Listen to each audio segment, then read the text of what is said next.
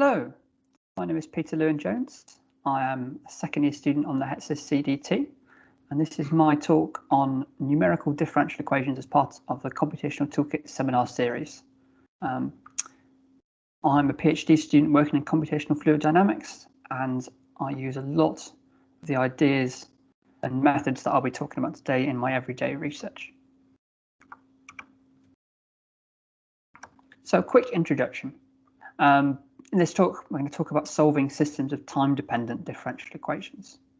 And I'll give a bit of a brief introduction of what I mean by that, if people haven't seen that idea before.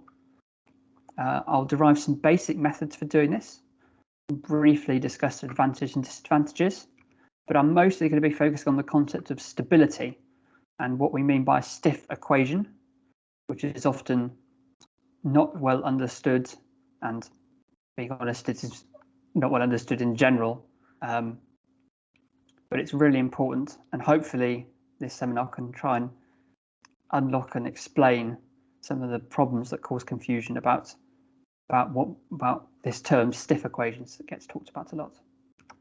I'm going to include a couple of live demos of this, a slight preemptive apology that I'll be using Matlab, but it is well suited to these sorts of quick live demos where everything is self-contained. And then I'll conclude with some discussions about how these methods get used in practice. So, what are we wanting to solve? So I'm talking about systems of ODEs. So these are systems of equations for a set of variables, which I'm going to talk a label X, Y, Z, etc. These might be positions of particles, velocities of some fluid, charge of an electric field, any set of variables that might change in time. For a single variable, we would write down this as a differential equation. So dx dt, that is the rate of change of this quantity x as time varies, is going to be equal to some function f, which might depend on the value of this quantity x and also on what time we're at. And this generalizes very easily to a set of any number of variables. Well, we'd write this as a vector x, so the rate of change of this vector of variables is some vector function of those variables and of time. We might know this function f directly. For instance, if you're solving Newton's laws in some fixed field, you might know it analytically. It might be interpolated from some data that you've got from some experiment or from some other simulation. It might be computed directly in our method for doing this with another numerical method. Okay, and finally, we're going to need some initial condition. So at our initial starting time, which we normally just say is t is equal to 0, we're going to need to know the initial values of these variables. And together, this set of differential equations dx dt is equal to f plus this initial condition at the start of time is called an initial value problem. So what do I mean by a numerical solution to an initial value problem like this? Well, what I want a list of discrete points in time, and at those discrete points, I want to have computed an approximation to the actual solution of this system. So a basic scheme would use evenly spaced points. That is, if we're solving between t is equal to 0 and t is equal to 1, I want to have an approximate solution at these discrete time steps going from 0.01 as an example. You can see that these are evenly spaced points between our start and times. And we call this spacing the time step. Might see this called big delta t or h. I'm going to use h for this talk. And we're going to label these points tn. And we're going to label our approximations of this system of equations x sub n. And so you can see that x naught is our approximation of x at naught. And so that's where our initial condition comes from. You might also see a method for computing this called an integrator. And so if you integrate our equation that we had here with respect to time, you can see you will get x at some arbitrary late time, big T, is going to be our initial condition plus the integral of this function f over time. So this is why this also gets called time integrators. But I'm going to be using mostly just the scheme or the method. Okay. So How is a scheme like this going to work? Well, I'm going to talk a bit now about what's called a finite difference method. And in particular, I'm going to derive the most common, the most basic finite difference method, which is called the explicit Euler scheme.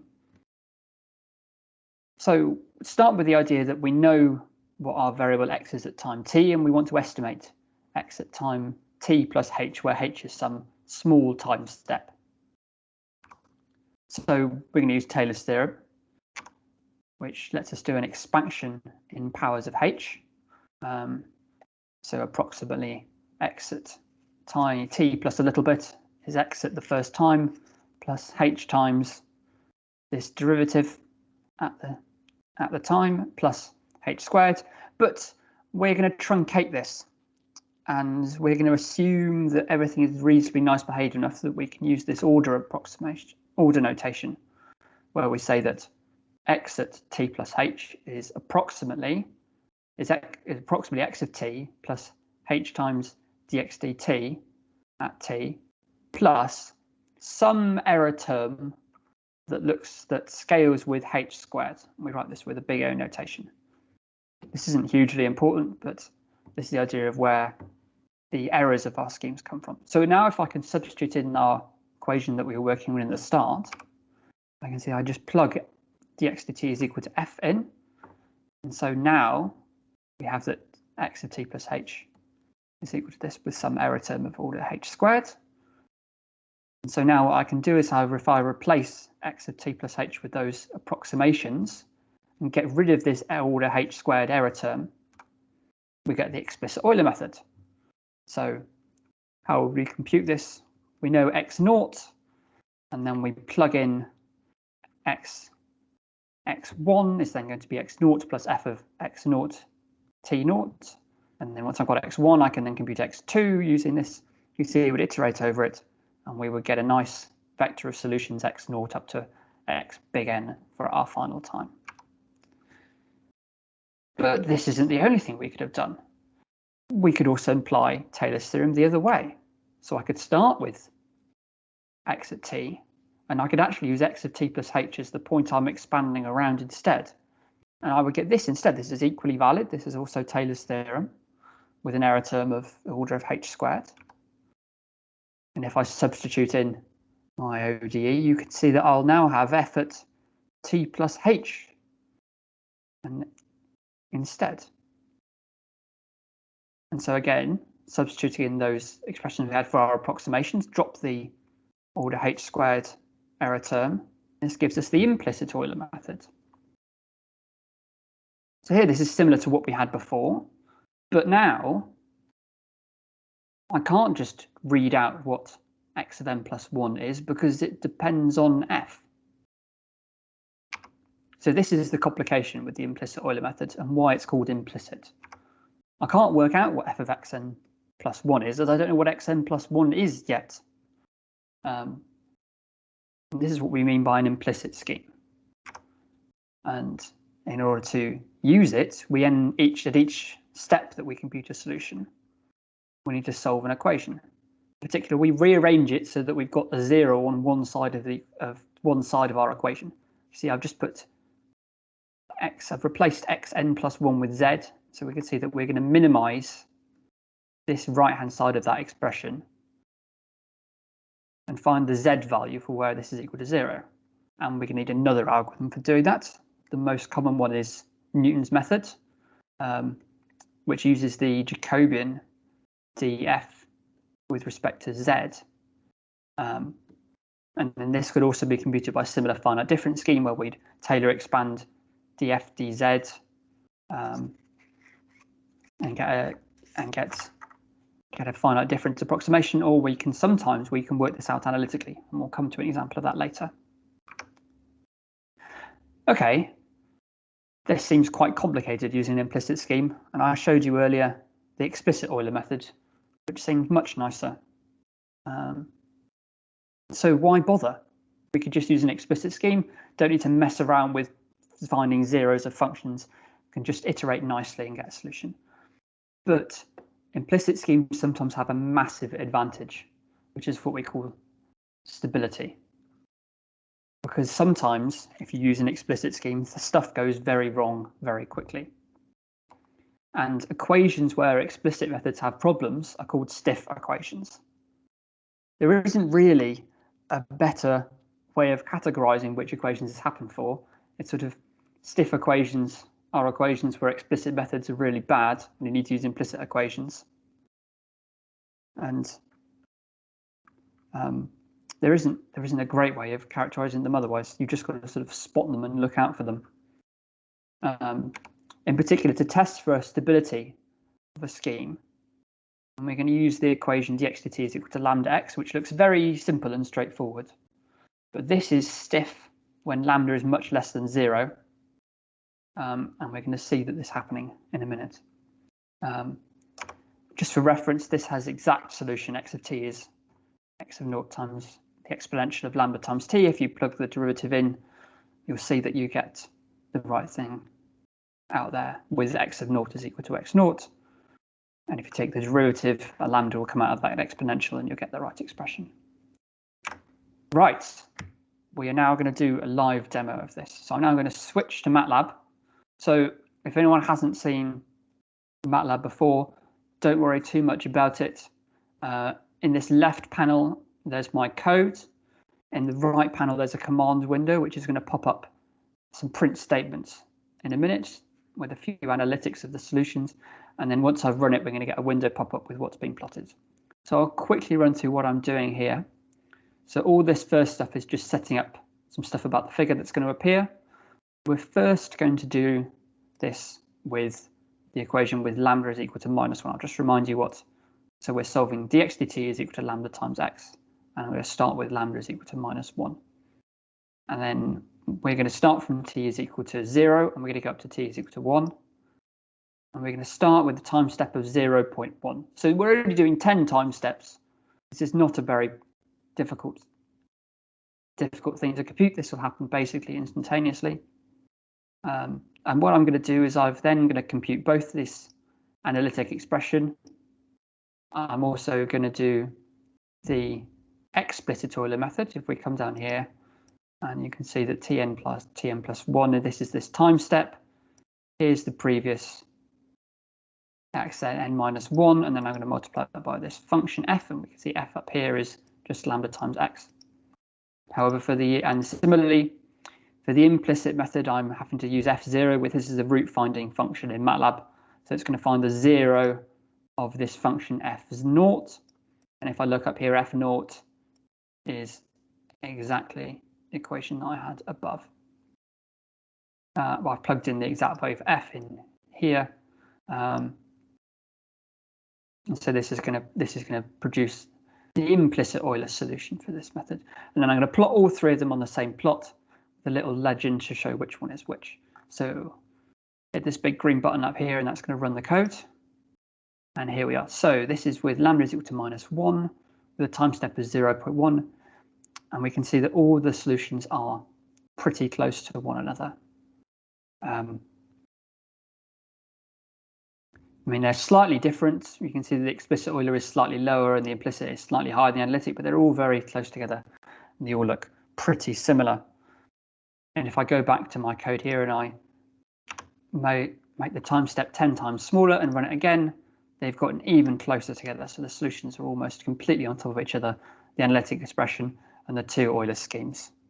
And if I make the time step enormous, so that I'm only taking 5 time steps between my start and end points with 0.2, we can see that, okay, they're now spreading out quite a lot, but they're still sitting pretty close together. And it's not obvious whether the explicit Euler or the implicit Euler is better than one another. And that's basically what we expect. If I quickly go back to our expressions for them, we had this order h² error term on both methods, both on the implicit Euler method here and in the explicit Euler method here. So naively, we would expect both schemes to give us roughly the same amount of error. They both scale like the time step squared.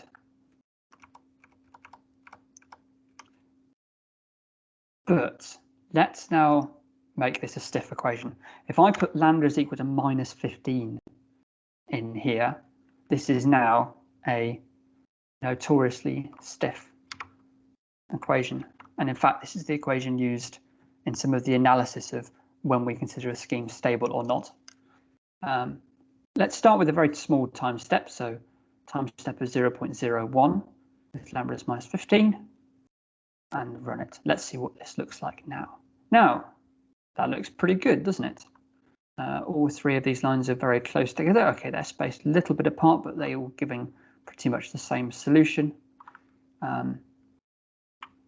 Worth pointing out that you can see that the actual analytic solution is decaying to 0 very quickly because we have this exponential decay with quite a large and negative exponent. That's what we should expect. But let's see what happens now if I increase dt to 0.1. So when we had lambda is equal to minus 1, that was still fine. But actually, let's remind you, so if we put lambda is equal to minus 1, they're spread apart, but they're not too bad. Now with lambda is equal to minus 1, we've got a very stiff equation. And here's where everything has gone wrong. So we can see that the implicit Euler solution is still fairly close with a bit of error from the analytic solution, but the explicit Euler method just isn't working at all. It's oscillating wildly either side of the analytic expression. And in fact, even worse, if I just make the time step 0.15, the explicit method doesn't converge at all. In fact, it's getting larger as t gets towards 1. And this solution just isn't any good whatsoever. And this is what we mean by a stiff equation. An explicit solver, in this case the Euler method, just hasn't worked at all. And we have to use an implicit method in order to get a solution to this at all, or make the time step very small. Okay, back to my slides. So in practice, these Euler methods aren't really used. They have these error terms of only the time step squared, but we could repeat the process on those higher derivatives in the Taylor expansion and get a much more accurate method, which would use the time step at more intermediate points between the start of the time step and the end of the time step, and get a more complicated but more accurate method. So yeah, we normally use these higher order methods, and then we'd also use a method that would automatically change the time step to keep an estimate of this error below a particular tolerance. The solvers we're going to use for our next example are two of Matlab solvers. So these are an explicit scheme called ODE45, which uses two very similar solvers, one with an error term of the order time step to the power 4, one with an error of time step to the power 5, and they're chosen in such a way that it minimizes the computational cost of computing both of these. It compares them, and it uses that difference in the two solutions it computes as an estimate of the error.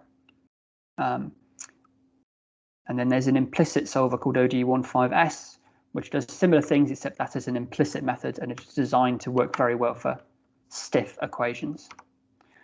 And what we're going to do is we're going to look at a notoriously stiff equation. This is called the van der Pol oscillator. Now, it looks like a second order. I have not talked about second derivatives, but there is a classic trick when you're given an initial value problem, so it's some initial time, but you've got a second derivative. We can just let a second variable be equal to dx dt, and now I have a system of first order differential equations, which are going to look like this.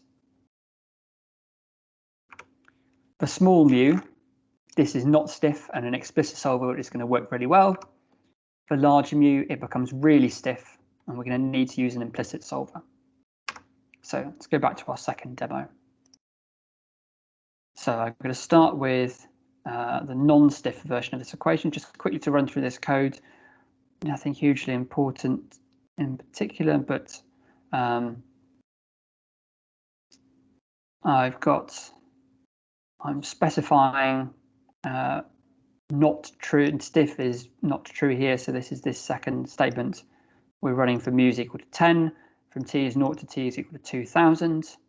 And then I'm going to run computer solution for using ODE45 and using ODE15S. These are adaptive methods, so they're going to adapt the size of the time step until it gets the error within a tolerance which I've specified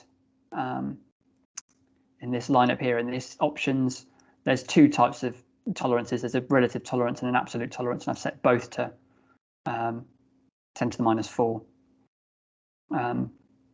which is a fairly sensible choice, which is just to make this compute in reasonable amounts of time, still being pretty accurate.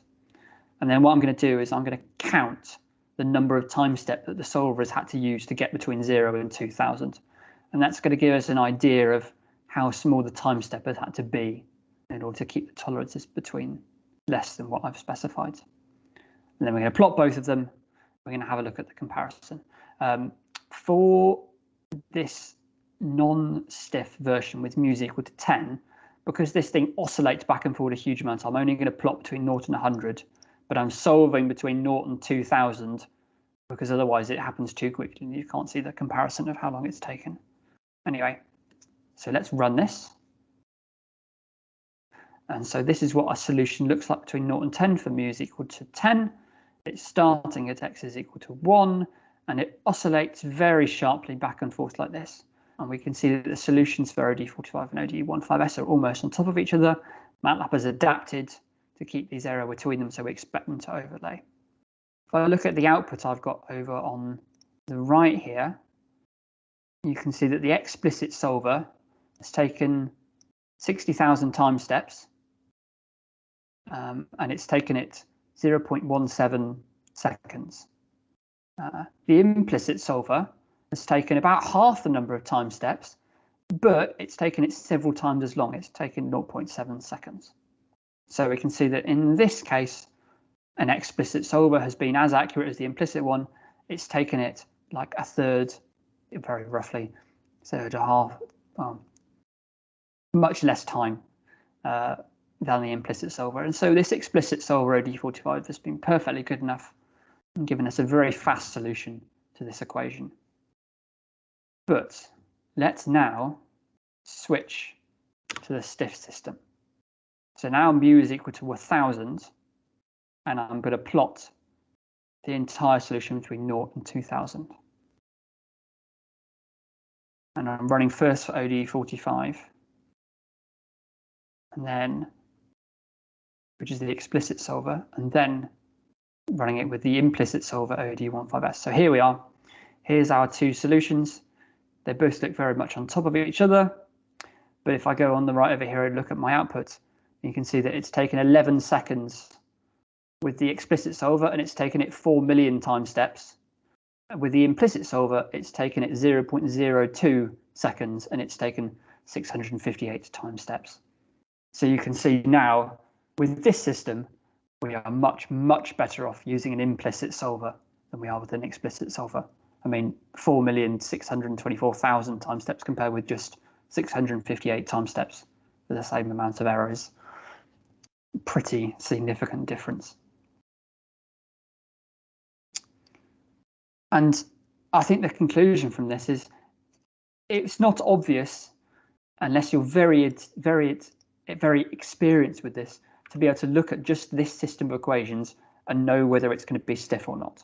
You've just got to try an explicit solver and an implicit solver and see if an explicit solver gets problems where it uses a ridiculous number of time steps. And in which case you think, this seems like a stiff system. I should try an implicit solver.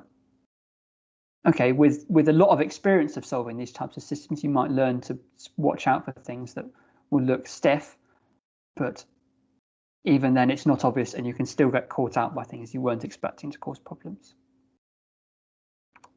The last thing I want to talk about is giving this explicit Jacobian. So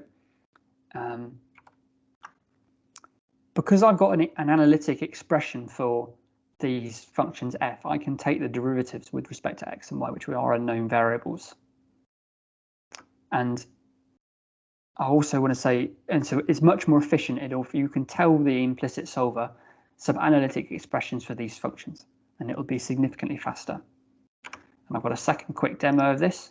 So this is a repeat of what I was doing before, except now I'm using ODE15S twice. But the second time round, I'm also telling it this analytic expression of the Jacobian.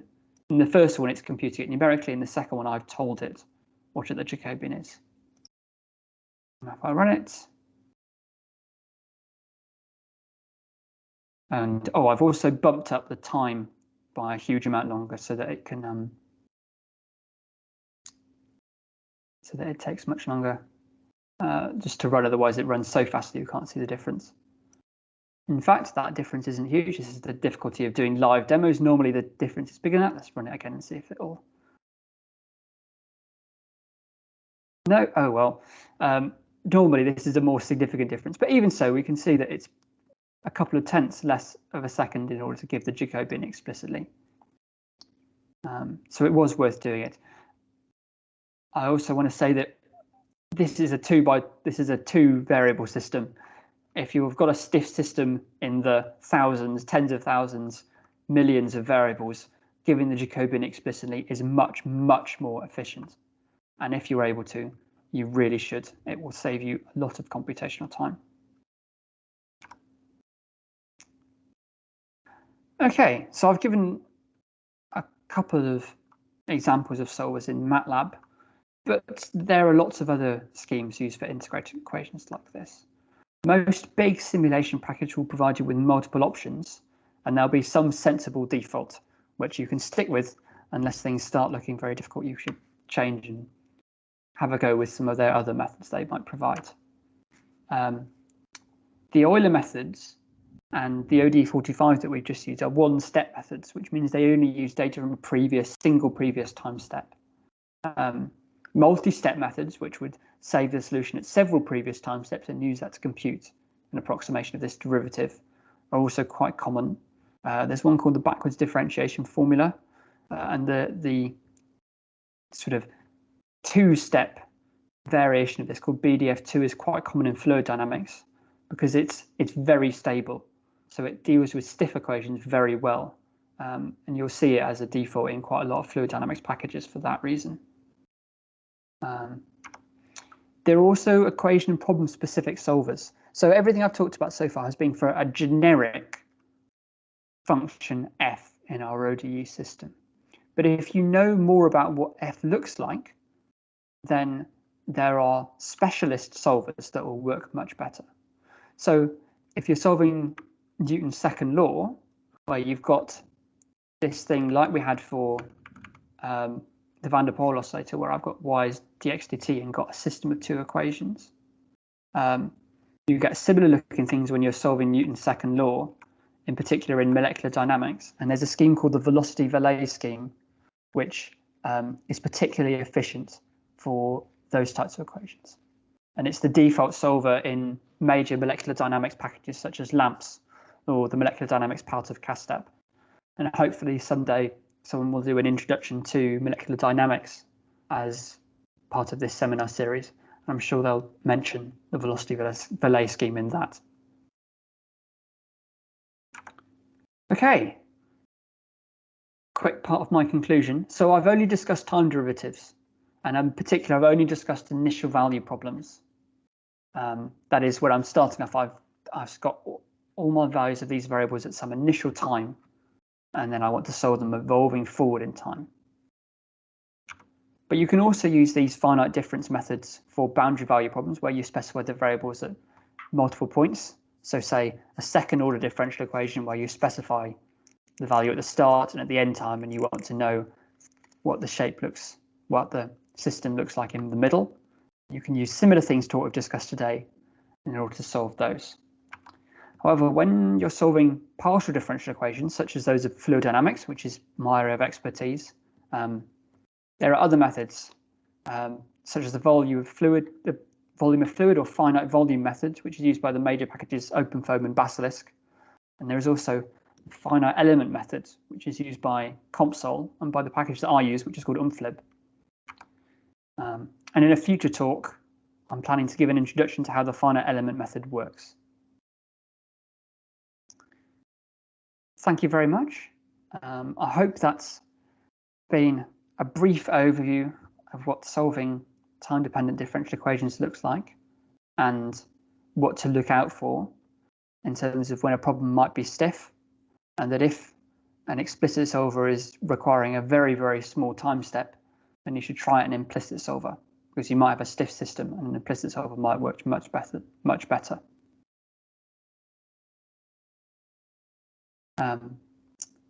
Yes, and so join me at my next seminar on the finite element method. Thank you very much.